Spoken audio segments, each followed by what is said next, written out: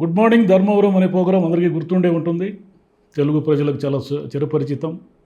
ఆ programme social మీడియాలో very popular. Venkatarama Reddy గారితో ఇప్పుడు కాసేపు మనం మాట్లాడదాం.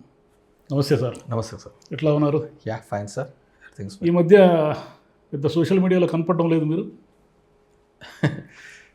కనపడడం లేదనేది చూసినా కానీ సోషల్ మీడియాలో కనపడలేదు కానీ దే డిఫరెంట్గా మామూలుగానే నా ఒపీనియన్స్ చెప్తూ మామూలు వీడియోస్ పెడుతూ ఉంటాను. మీరు అన్నట్టుగా only political programs assign by the parties మాత్రమే చేస్తున్నాను. అంతకుముందు అయితే దూలతో నా పార్టీ నేను ఎక్కువ ప్రోగ్రామ్ చేస్తా అంటే అందుకనమాట కేవలం డిఫైన్గా అట్లే చేస్తున్నాను. ఇంతకుముందు చాలామంది ఈ ప్రశ్న అడిగారు మిమ్మల్ని, కానీ ఎవరికైనా ఫస్ట్ అడగాల్సిన అనిపించే ప్రశ్న ఏంటంటే, లాస్ట్ ఎన్నికల్లో వైసీపీకి కొంత ఎదురుగాలి ఉందని ఊహించిన వాళ్ళు, వైసీపీ ఈసారి డౌట్ అని అనుకున్న వాళ్ళు కూడా మీరు ఓడిపోతారని ఊహించలేదు.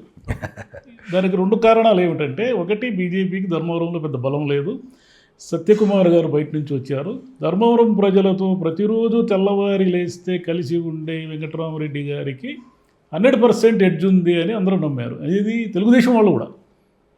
కానీ మీరు ఎందుకు ఓడిపోయారు? అంటే మల్టిపుల్ రీజన్స్ ఉన్నాయి.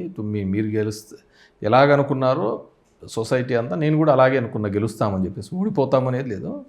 తర్వాత పోస్ట్ మార్టం చేస్తే డిఫరెంట్ ఇష్యూస్ అన్నీ కూడా బయటపడడం జరిగింది. దాంట్లో హౌ ఎలక్షన్ పోలింగ్ అనేది ఏ విధంగా జరిగిందనేది కూడా మనం చూసాం. సో దట్స్ మెయిన్ సినారియో నేను నమ్మడం. అవి కాకుండా మా పార్టీలో కూడా కొన్ని చిన్న కూడా ఉన్నాయి. How we address in the cadre కావచ్చు, ఇవన్నింటిలో కూడా కొన్ని లోటుపాట్లు ఉన్నమాట వాస్తవమే. కానీ ఇంత వర్స్ట్గా అయితే మ్యాండేట్ ఉంటుందని మాత్రం నో వన్ ఊహించలేదు. మీరు అన్నట్టుగా సత్యకుమార్ అనే వ్యక్తి ఒక అన్నోన్ పర్సన్కి కేవలం అంతకుముందు ఓటింగ్ సినారియో చూస్తే 600 ఓట్లకు మించి ఎప్పుడు రాని బీజేపీకి 1,00,000 వరకు ఓట్లు ఎలా వచ్చాయని, ఇంతవరకు నెక్స్ట్ అతను ఎక్కడ పోయినా కూడా అతను గుర్తించే పరిస్థితి కూడా ఉండదు అనమాట సత్యం. సో వచ్చాడు, వెళ్ళిపోతాను. ఇలాంటివన్నీ చాలా అందరికీ అంతు చిక్కని ప్రశ్న అనమాట. అంటే టీడీపీ వాళ్ళకు వచ్చిన మెజార్టీస్ చూసినా కానీ, లోకేష్కి వచ్చిన 90,000 కానీ, ఇట్లా ప్రతి చోట కూడా ఒక అంతు చిక్కంది. ఇఫ్ యూ కెన్ సీ, నేను పులివెందుల్లో కూడా నాకు తెలిసి 2004 తర్వాత ఆ మెజార్టీ పెరుగుతున్న పద్ధతిని చూస్తే ఫస్ట్ టైం అతని మెజార్టీ తగ్గింది. 30,000 మెజార్టీ తగ్గింది. అంటే ఈవీఎంలు హ్యాక్ చేశారని నమ్ముతున్నారా మీరు? సో దెర్ ఆర్ మల్టిపుల్ ఉన్నాయండి. ఎలక్షన్ మేనేజ్మెంట్లో ఈవీఎంలు చేసిండొచ్చు, ఈవీఎంలు దాన్ని. సో ఈసారి ఎలక్షనే మ్యానిపులేటెడ్గానే జరిగిందని నేను నమ్ముతాను పూర్తిగా. అవును, కరెక్టే. మీరు అధికారంలో లేనప్పుడే ఈవీఎంలు హ్యాక్ కావచ్చు, మ్యానిపులేషన్ కావచ్చు. అంటే మీరు అధికారంలో ఉన్నప్పుడే ఇవి జరిగినాయి. లేనప్పుడు జరగకోకుండా ఉంటుంది. డెఫినెట్గా జరుగుతాయి అనేది అందరికీ జరిగినది. ఈరోజు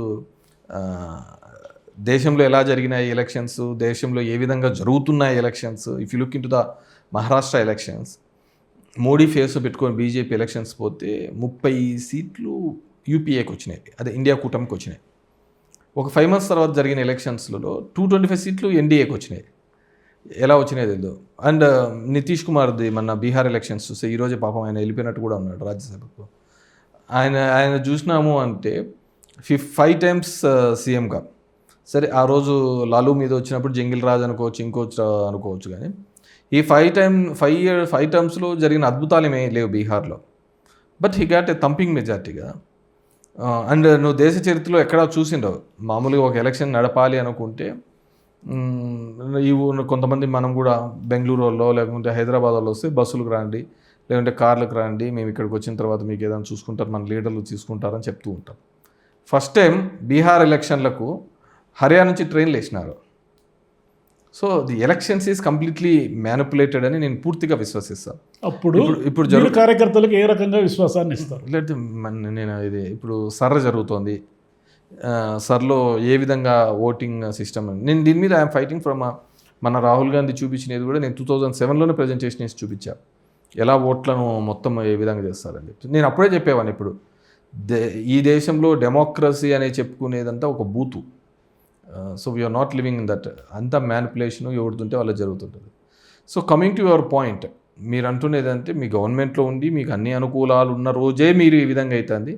next how are going to face అని మీరు ఉండరు కాబట్టి, వాళ్ళే ఉంటారు కాబట్టి. వాళ్ళు ఉన్నారు కాబట్టి ఈసారి మీరు మీ కార్యకర్తలు గతం కంటే మూడింతల బలంతో పనిచేయాల్సి ఉంటుంది. అంటే తెగించి ఈవీఎంలే అన్నీ నిర్ణయించేటప్పుడు ఇంక వీళ్ళందరూ తెగించి పనిచేసి మళ్ళీ జైలుకు పోల్సిందే కదా. మీరు చెప్తున్నది ఏంటంటే, సో ఆ రోజు మీరే గవర్నమెంట్లో ఉన్నారు, వ్యవస్థలో కొద్దిగా భాగం మీకు ఉంటుంది. తర్వాత ఎలక్షన్ కమిషన్ వచ్చిందో, బీజేపీ వచ్చిందో, ఇంకోటి వచ్చిందో అన్ని సిస్టమ్ అంతా మీకు అవుట్ ఆఫ్ కంట్రోల్ అయిపోయి ఎలక్షన్ నుంచి మీ ప్రభుత్వం చేజారింది. నెక్స్ట్ ఎలా వస్తారు అని చెప్పేసి కపుల్ ఆఫ్ థింగ్స్ ఉన్నాయండి దాంట్లో కూడా.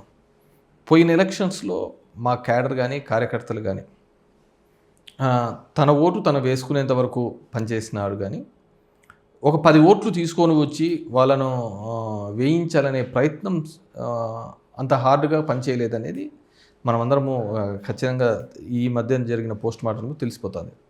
దానికి కూడా ఉన్నాయి.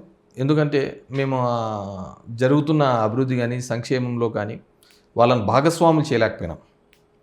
దాంట్లో అది ఎవరికో పట్టినది, ఆ వాలంటీర్లు ఉన్నారు కదా వాళ్ళతోనే అయిపోతుంది కదా అనే ఒక భావంతో ఉన్నారు.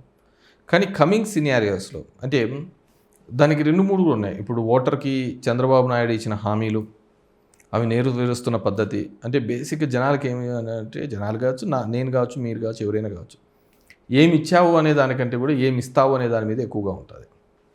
జగన్మోహన్ రెడ్డి గారు ఏమి ఇచ్చాము అనే దాని మీద మేము ఇది చేశాము దాన్ని చూసి వేయండి అనే పద్ధతిలో పోయినాడు. చంద్రబాబు అలా కాదు, మేము వస్తే చాలా చేస్తాము ఇస్తాము అనే ఒక ఆశని ఎప్పటికైనా డ్రైవ్ చేస్తారు. అది కొద్దిగా ఒక ఫోర్స్ లాగా పనిచేసింది వాళ్ళకు. సో మీరు అంటున్నట్టుగా 2029లో డెఫినెట్గా వ్యతిరేక ఓటు చాలా పవర్ఫుల్గా పనిచేస్తుంది. కన్సాలిడేషన్ ఈజీగా అవుతుంది. మన గవర్నమెంట్లో ఉన్నప్పుడు ఖచ్చితంగా వేవ్ ఉంటుంది. కానీ మా పొరపాట్లలో కొన్ని వల్ల కూడా అది ఇంకా ఎక్కువగా పోవడం జరిగింది. మీరు అంటున్నట్టుగా మా కార్యకర్తలు వీళ్ళు మీరు అంటున్న 3 4 కాదు 10 ఎక్కువ పని చేస్తేనే తప్ప రాదు. వాళ్ళు ఏదైతే పెట్టుకుంటారో ఆ 15,000 20,000 మార్జిన్ దాన్ని దాటి మేము ఫైట్ చేసి గెలవాల్సిన పరిస్థితి వస్తుంది.